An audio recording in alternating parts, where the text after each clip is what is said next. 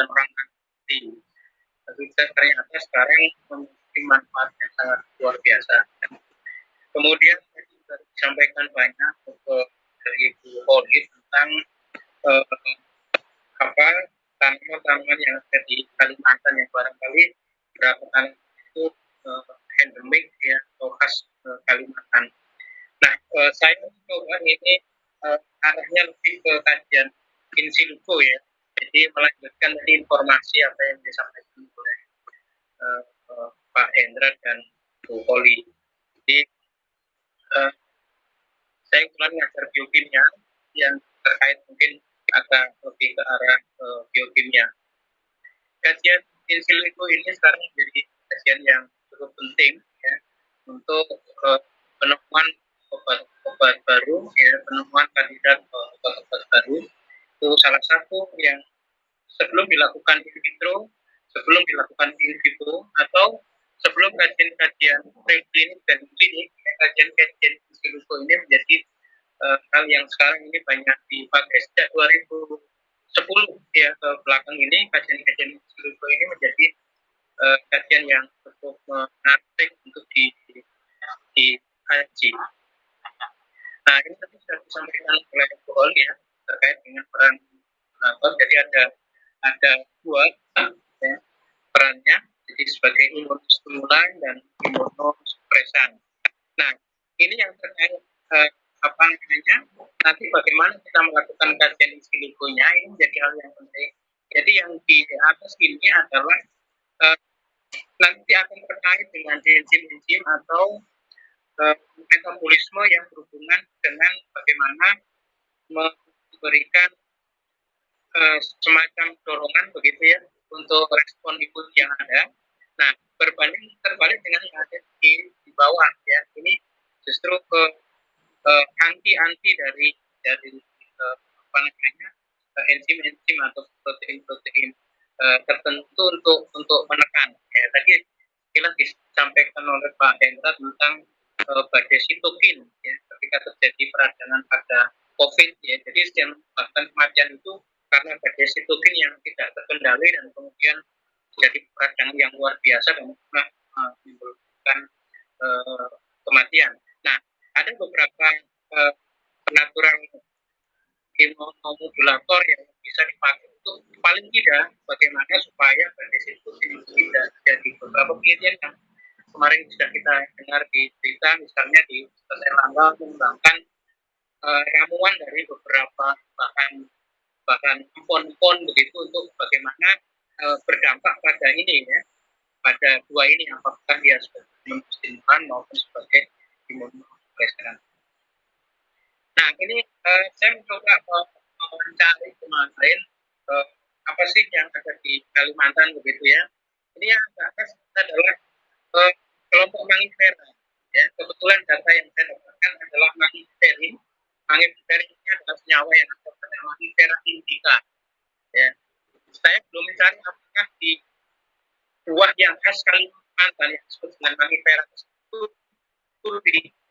ini juga ada, tapi perkiraan saya karena dia dekat kekerabatan ya antara mangifera indica dan mangifera kasturi, maka tentu mangifera kasturi juga akan mengandung bahan mangiferin. Mangiferin kalau kita tarik di PubChem ini ya, nanti silakan dibuka ini dengan nomor ini, kita akan dapatkan ternyata ini adalah senyawa tunggal ya, memiliki peran itu sebagai agen hipoglikemik, sebagai antioksidan dan antiinflamasi. Nah, ini yang menjadi kata kunci, berarti mangiferin ini ada peluang untuk bisa dimanfaatkan sebagai imunomodulator. Nah, ini kalau mangiferin itu sangat khas sekali begitu ya. Dan di mangifera kasturi juga tidak hanya mangifera saja, tapi banyak senyawa-senyawa yang lain. Nanti kita lihat bagaimana mangifera ini ketika kita lakukan apa yang disebut dengan docking molekul terhadap enzim yang kita pilih. Nah, kemudian yang kedua ini juga terkenal ya, akar kuning. Akar kuning atau orang menyebut kayu kuning begitu. Ini di pasar-pasar di Kalimantan ini cukup banyak dijual ya. Nah ini ternyata ada kandungan yang cukup besar di akar kuning itu, di kayu kuning itu, yaitu berberin. Ya.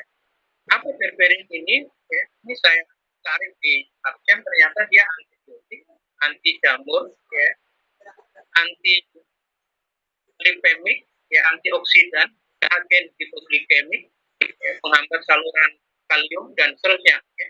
Ternyata banyak sekali, ya, termasuk dia inhibitor pada beberapa enzim tertentu. Ya. Ini contoh misalnya di sini dia berperan sebagai inhibitor di peptidin peptidase. Nah ini adalah enzim yang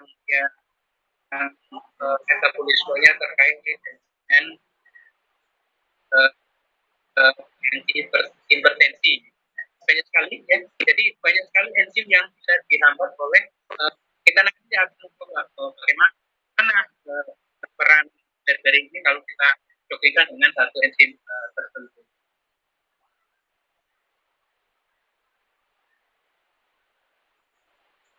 Kemudian ini tadi yang disebut ya, yang di Kalimantan yang agak khas itu adalah apa yang disebut dengan pelakai. Yang agak khas. Apa manfaat pelakai ya? Ini saya tetap cari di PubChem, ternyata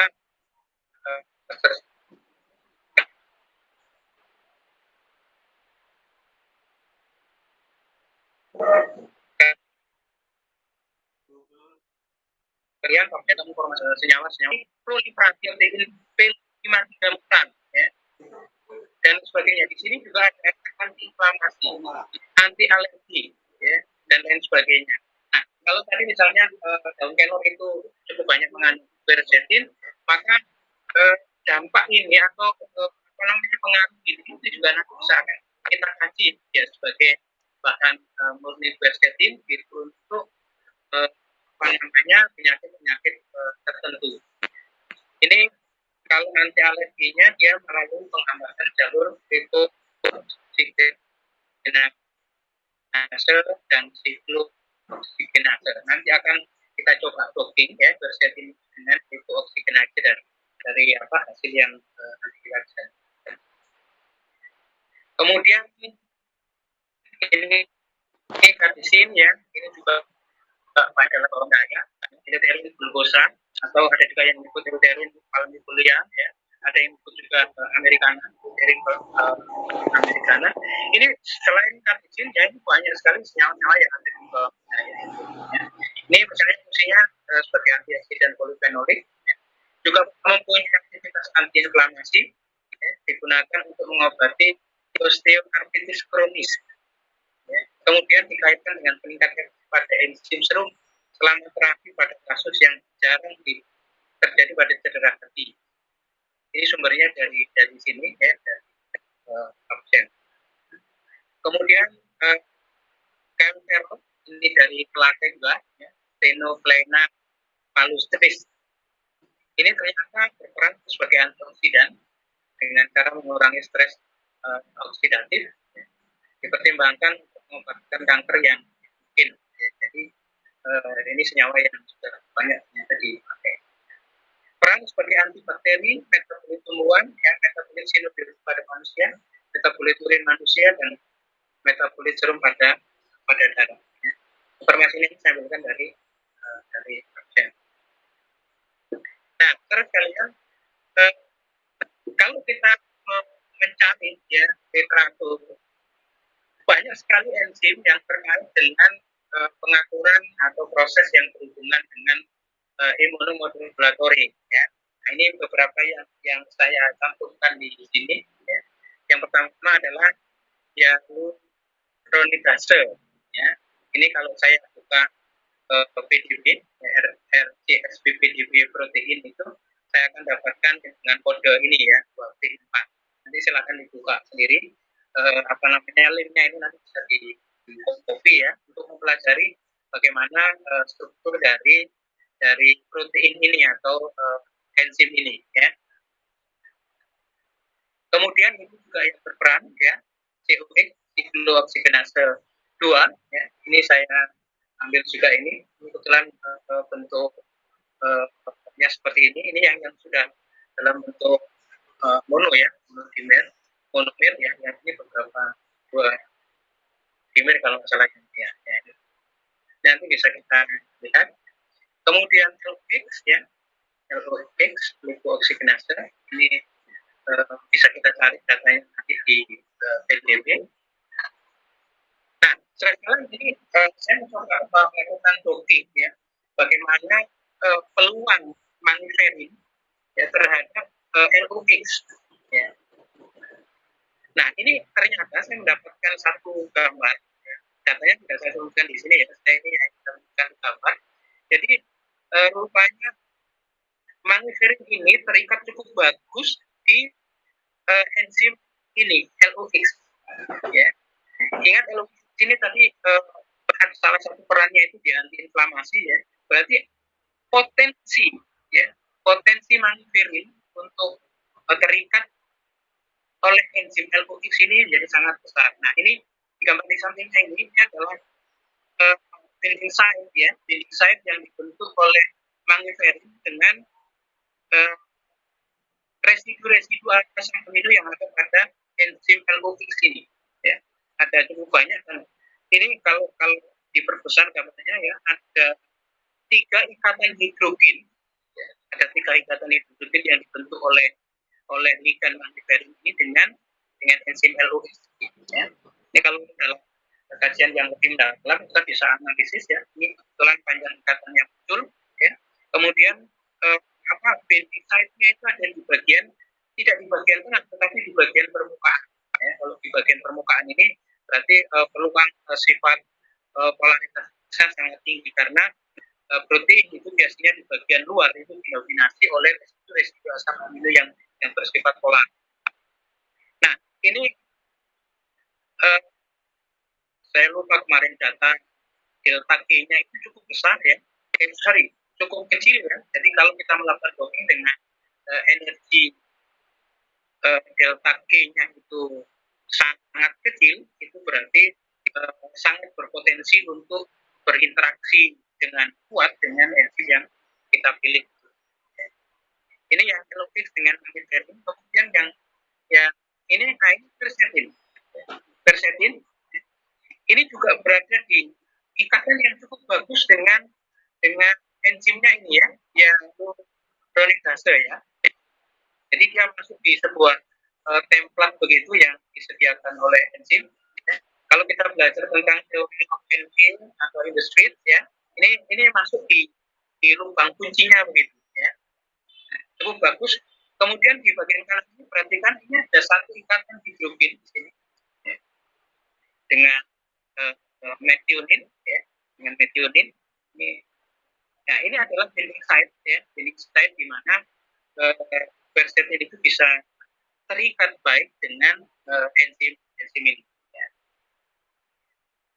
Nah, ini yang saya coba quercetin dengan COX ya. Ini enzimnya ya. Ini kebetulan masuk di bagian dalam ya. Kalau yang quercetin dengan COX ini tidak di bagian permukaan, tapi dia di bagian dalam. Artinya kalau di bagian dalam interaksinya bisa jadi adalah interaksi yang bukan hanya polar, tetapi juga interaksi non polar. Ya. Berarti cukup kuat terikat di dalam enzim ini, ya, berada di bagian dalam. Terus kemudian kalau kita perhatikan di gambar ini ada 3 ikatan hidrogen. Ya. Banyaknya ikatan hidrogen itu salah satu penanda bahwa kekuatan keterikatan di ligan itu ya, atau senyawa itu di dalam enzim itu sangat kuat. Jadi, nah itu biasanya digambarkan dengan satu angka delta G. Dan besarnya delta G itu ditentukan paling tidak ikatan pertama adalah ikatan hidrogen yang dibentuk, kemudian interaksi yang ada pada atom-atom pada ligan tersebut, dan juga interaksi hidrofobik. Interaksi hidrofobik yang terbentuk antara binding site ini ya, residu asam amino yang ada di binding site ini dengan ligan. Jadi ini cerita cukup bagus. Itu artinya bahwa quercetin sangat berpotensi untuk melakukan penghambatan terhadap enzim COX ini. Ya. siklooksiggenase. Ya. Nah, sekarang itu barangkali gambaran singkat. Terus kemudian kalau ada yang ingin kaji banyak terkait dengan kajian-kajian in silico, ya, ini saya sampaikan beberapa website, ya. Jadi ini misalnya, ini yang pertama ini www, EBI dan seterusnya ini kalau kita cari senyawa dan hal yang terkait dengan senyawa. Cepat cem, ya. Tadi misalnya kita mencari apa namanya, informasi senyawa yang disampaikan oleh Bu Poli, kita cari saja di sini, ya. Kita dapatkan dengan strukturnya, dengan berbagai macam variasi atau turunan-turunan yang baik. Kalau kita ingin dapatkan square protein, kita bisa cari di UniProt. Kalau kita tidak ketemu apa namanya, struktur protein pada PDB protein, kita bisa membuat model dan sekuennya itu kita dapatkan dari website ini, UniProt. Ya, misalnya kita ingin mengetahui satu interaksi obat tertentu gitu, ya, misalnya terhadap salmonella, ya, pada demam tipoid begitu. Nah, ternyata protein tentang salmonella itu tidak tersedia di datanya di PDB data bank, maka kita bisa melakukan pendekatan dengan metode modeling, ya, membuat protein model untuk kita dockingkan. Yang berikutnya ini data tentang protein banyak sekali. Jadi kalau kita ingin melakukan kajian-kajian yang terkait dengan protein, maka kita ambil struktur, gambar, dan resolusi data proteinnya itu dari sini. Misalnya ketika kita melakukan, saya kebetulan sebelum menjalani ini banyak penelitian saya yang terkait dengan biosopsi, ya, penyerapan logam berat terhadap apa namanya, oleh tumbuhan-tumbuhan tertentu, ya. Nah, saya belum tahu dulu jawabannya mengapa logam berat itu bisa terikat, ya, oleh tanaman-tanaman tertentu. Ternyata setelah kita melakukan docking, misalnya kita melakukan docking logam berat, ya, CD misalnya, ya, atau NT atau logam berat merkuri misalnya dengan enzim tertentu yang ada pada tumbuhan, kita bisa melihat bahwa ternyata tumbuhan-tumbuhan itu memiliki enzimnya itu mampu berikatan dengan logam-logam tertentu itu, ya. Saya sekarang sedang dalam proses publikasi untuk kajian-kajian docking yang terkait dengan logam berat, ya. Jadi kajian docking logam berat agak sekarang saya lihat di publikasi. Jadi mencoba melakukan kajian in silico dengan melakukan docking logam berat terhadap enzim-enzim yang kita pilih, ya. Salah satunya adalah enzim-enzim antioksidan, ya, katalase, glutathione reduktase, kemudian SOD, ya, reduktase. Bagaimana itu ketika banyak informasi misalnya, ya, bahwa enzim-enzim itu akan terjadi penurunan atau mungkin sebaliknya peningkatan aktivitasnya ketika kemudian kita berikan apa-apa dengan logam-logam tertentu. Nah, bagaimana interaksi logam itu dengan residu-residu asam amino itu ternyata cukup jelas, ya, apabila kita menggunakan kajian-kajian yang terkait dengan docking. Kemudian kalau mau docking udang, ya, kita bisa menggunakan ini Swiss dog, ya. Ini kita tinggal memasukkan protein, kita tinggal memasukkan ligannya, kemudian kita dapatkan hasilnya, dan hasilnya kita visualisasi. Jadi sekarang kajian docking sudah cukup mudah. Yang kedua ini juga ini docking molekul. Kalau yang ini berbasis autotrofina yang banyak dipakai untuk kajian-kajian ini. Kebetulan saya lebih suka yang Swiss dog ini karena preparasinya tidak terlalu rumit, gitu, dan kemudian hasilnya cukup bagus dan kita bisa tampilkan dengan program-program visualisasi apakah itu Chimera, Timor, atau Discovery Studio dan lain sebagainya, sehingga hasilnya seperti yang tadi kita lihat, gitu, ya. Ini kebetulan saya pakai program Chimera, ya, bisa menampilkan seperti kita bisa banyak menampilkan informasi-informasi yang terkait dengan interaksi ini. Ini menjadi hal yang menarik. Jadi kajian in silico itu kita bisa lakukan sebagai studi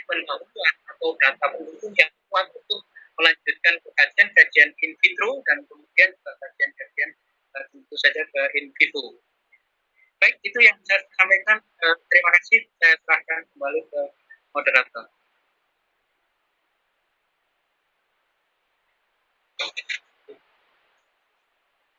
Baik, terima kasih Pak Nurmari atas pemaparannya. Jadi selain kita melakukan isolasi, kita juga bisa melakukan kajian lainnya secara in silico kita untuk melihat ataupun prediksi keaktifan dari suatu senyawa. Tapi tentu saja kita melihat berdasarkan model-model dari senyawa bahan alami. Baik, selanjutnya kita masuk ke sesi Q&A, pertanyaan. Jadi sudah ada beberapa pertanyaan